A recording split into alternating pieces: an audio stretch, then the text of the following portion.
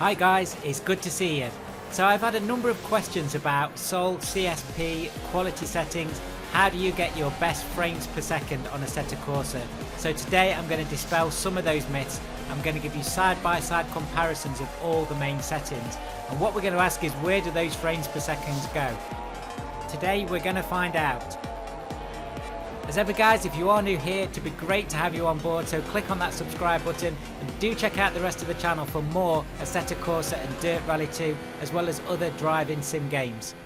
Let's jump right in then guys. So this is going to be my master replay that I'm going to make all the changes apply to. So currently this is everything on ultra settings, CSP 1.71, SOL 2.0.2, all of the settings are on max throughout, all of those, as well as the quality settings are on max too. So 57 frames per second is not too bad.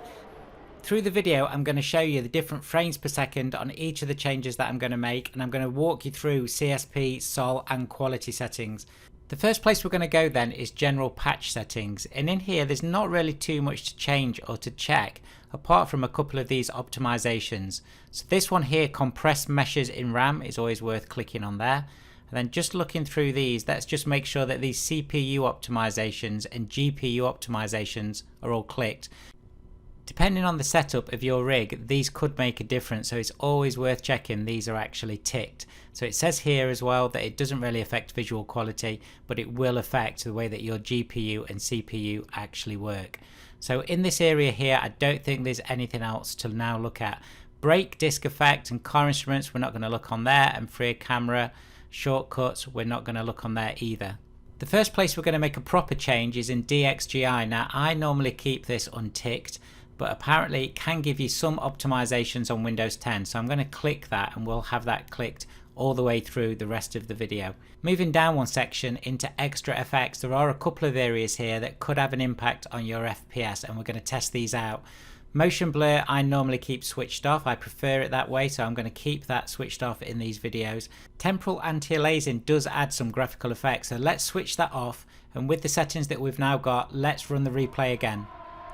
So it looks like changing these settings on my rig has not really had any desired effect. 53 frames per second is jumping up and down a little bit, so it's still within a little margin of error, but actually that's not had much impact at all, so those effects for me aren't really going to change my experience. The next place to look in the same section is screen lighting, so this is at the bottom here, so what I'm going to do is switch those off too, and just to see what kind of impact that has again on the same replay. That's actually brought us back up a couple of frames per second. Now the reason I chose this replay is there's quite a lot going on here. It is stressing my CPU and it's stressing my GPU, and I've got everything, as I said, on ultra settings apart from these changes. So for me a couple of frames per second is not really proving anything either way. Because those settings have not made really any difference, I'm going to put those back with ticks in the boxes. Okay, let's look down a little bit further then. Fake shadows, no, we don't need to do anything with forced feedback. So graphic adjustments, here we are. The setting that I want to look at here is the post-processing anti-aliasing setting. So that's halfway down this page, and at the moment it's on the 2018 Intel version. I'm going to put that on the Nvidia 2015 version because I have read that that could be better for my video card. The quality that we're on here is on high at the moment, so I'm just going to try that on ultra and to see what kind of difference that makes. And remember guys, what I'm trying to do is make a significant difference on FPS so we can see what's actually causing our FPS loss. With this change we're not seeing much difference at all, so still around 55 frames per second, which is in a margin of error that really means that there's not that much difference. But we've tried it, so it doesn't feel like, again, for my rig that's going to make any difference. Because we have tried it on ultra though, let's just try turning it off to see if that makes any difference at all.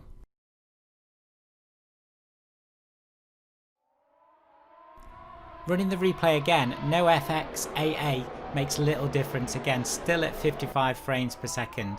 Now on your rig this may make a slight difference, but I don't believe this is a big frames per second gain for any of you.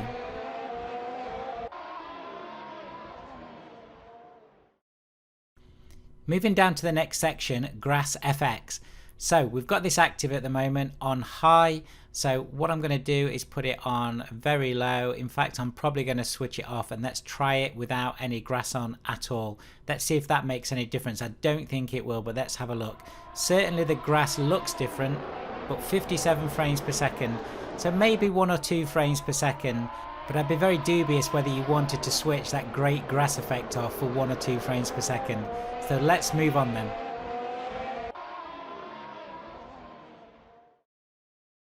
The next section I checked was lighting effects. That made no difference at all. So I'm going to move down to particle effects.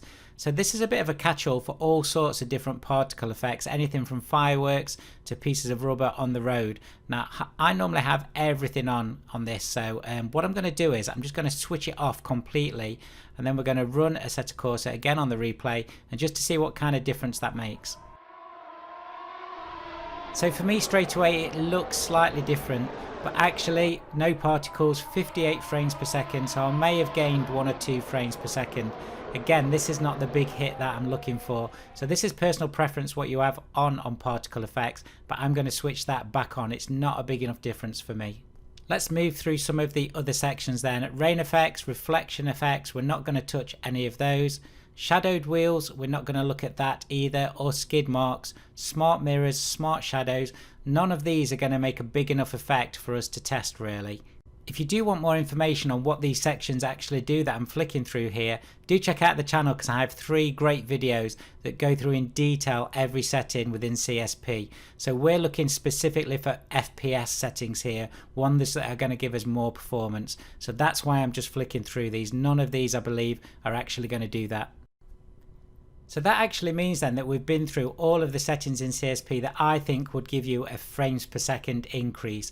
So the next section to just quickly look at is the different PP filters that you can run. Now I have a number of videos on the channel that show you these side by side, but I just thought I'd run side by side on this video just based on performance. So this is Sol, so this is not Sol Extra that I normally run, this is the basic Sol PP filter. And as you can see there, I'm getting about 57 frames per second. So my video card, it looks pretty much similar to Sol Extra. I know Sol Extra has got some really nice extra touches on it though. Next up, here's a Ryzen Shades. So Ryzen Shades, 55 frames per second. It does look different, a different look and feel completely, but actually performance wise, it's virtually identical. And from what I've seen from all of these PP filters, they're pretty much all on par for the frames per second that you will get. This is A3PP's filter, really love this filter. This is 56 frames per second. So as you can see, these are all within 2 or 3 frames per second. And then the last one that I'm going to put on, just so you can see the side-by-side comparison, is the Sol Extra again. The Sol Extra PP filter is virtually in the middle of all of these other filters, so you're not going to see a massive difference based on the PP filter. So please don't think you need to change your filter for some amazing graphical improvement. You're not going to get it. What you're going to get is a different look and feel. And all the modders that run on these filters, by the way, and design these filters, doing a fantastic job, so do make sure you support them. Now that we've actually moved through CSP, let's check Sol out. So this is the Sol config screen. Now I normally run everything on Ultra, so I'm going to put it on low. This is putting a lot of the settings underneath onto their lowest setting, and straight away we're seeing an increase of 63 frames per second. Now that might not seem like a lot, but that's actually 10 to 15% frames per second increase. That's quite sizable. So in another video that I did on the Sol Cloud config, it's very clear that you can get some good frames per second increases by changing Sol settings. Using now Sol default settings, you can see that I drop back down to 58 frames per second. Sol default is actually pushing a number of these sliders back up, and it's really important to understand what these sliders do and what effect they have on your CPU and your GPU. What I do know from the Sol video that I did recently that's on the channel based on all the cloud settings, that cloud distance and actually cloud render per frame do have a big impact on your CPU. So it's important to understand, what do you think is limiting you? Is it your graphics card or is it your CPU? Now my graphics card is a 1080 Ti, is absolutely fine with all of the quality settings, the cloud quality settings that is on here. But the cloud distance multiplier, that is definitely something I want to put down.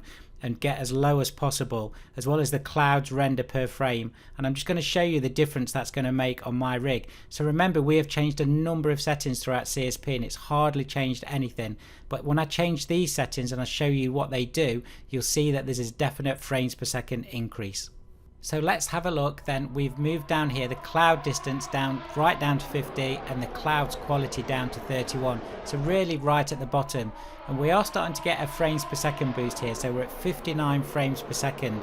But we've got the cloud render per frame still at 35.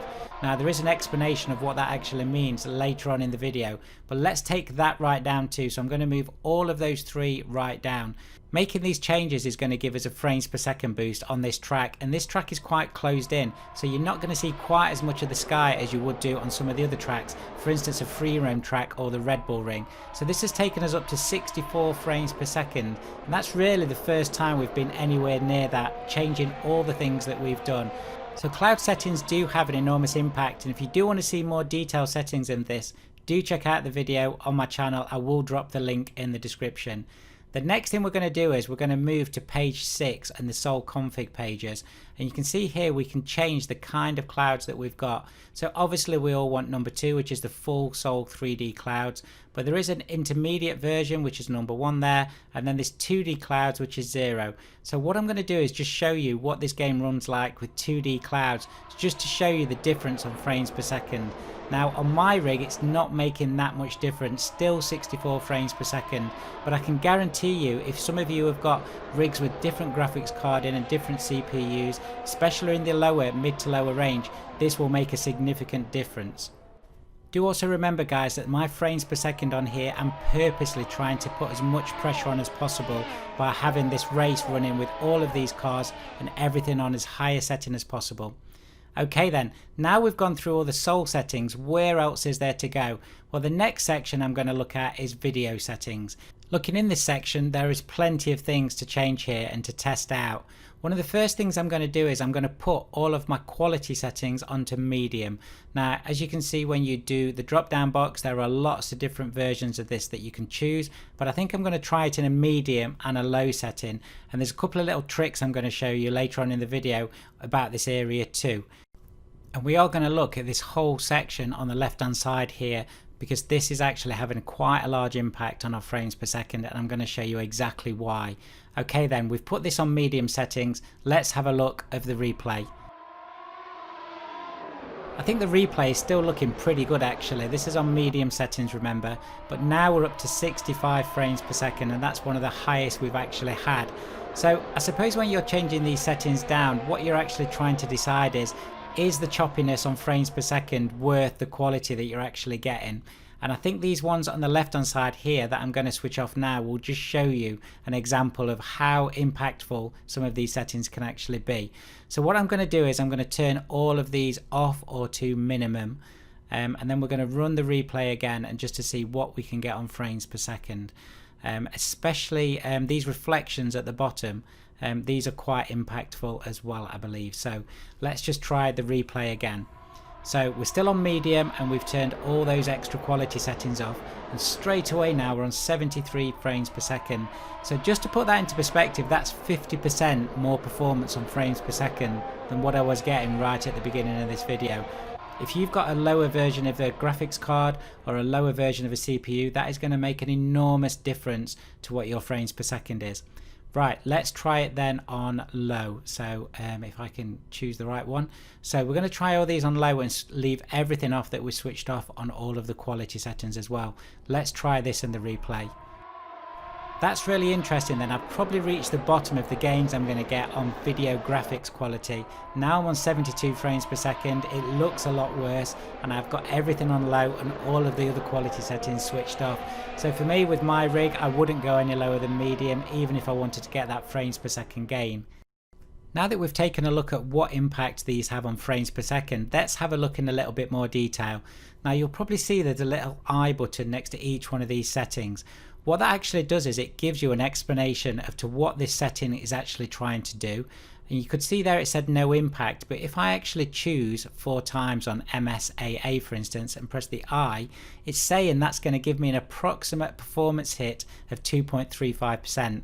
Now there is a caveat to this, that these are all approximate and it depends on your rig, and you'll get maybe some spurious results in this, but it does give you some examples. So for instance, anti-stropic filtering for me is only going to give me a very tiny impact on my performance, but there are some that will go through here that will actually have an enormous impact. So even 16 times on that is only just over 1%.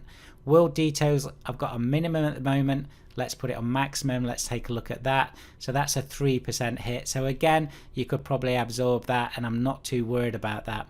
Let's try shadow resolution. So if we put this right at the top, which is what I had it on there, that's 12%. So that's quite a significant impact. Now, am I going to actually see the fidelity difference between that one and let's say the 512? Maybe, maybe not, but that's 4.88%. So that's nearly a third of the impact. So I am going to put the smoke back on. I'm going to put it on maximum. I've not seen any frames per second decreases when I've actually used this in game. So the big one that I'm going to look at though is the reflections at the bottom here. So I've actually got that off at the moment. So just clicking on that, we will see. If I click on it again, it will come up. You can see that this is actually talking about how many times it's doing a pass to check for reflections on the screen, in the distance, etc. So this is something that you may or may not notice, but I actually had that right on the top one, this 2048 times 2048, and I had the render distance at the top. Now this was actually giving me a 37% approximate decrease in performance. Now even if it was half of that, that's still an enormous impact. The reflection distance, that's actually saying it's hardly any impact on my actual rig. So that's not the worrying one. The worrying one was this top one here, the reflection resolution. I had it on right at the top and it was causing me a big problem. 1024, that's just under 12%. So again, do I need it on there? Are those reflections that important? I'm not so sure. So I'm probably going to change that to 512 and just leave it on there. That's only a 6% decrease. So I've still got the effect, and I can always change it and particularize if that's what I feel like I want to do. I'm not going to press the information button on all of these settings because I'm sure you get the idea now. So this is a really useful tip that on your rig, when you're playing about with these quality settings, just have a check on what they will do and what impact they will give you on your particular rig. Now that we've moved through the CSP, the SOL and the quality settings, if you're looking for frames per second increases purely on performance, quality and SOL cloud settings are the places to go. They're the two that you're going to get the biggest increases in FPS. As ever guys, thank you for watching. Do let me know in the comments if this has helped you and what frames per second increases you've got by looking at these settings, and I'll see you very soon.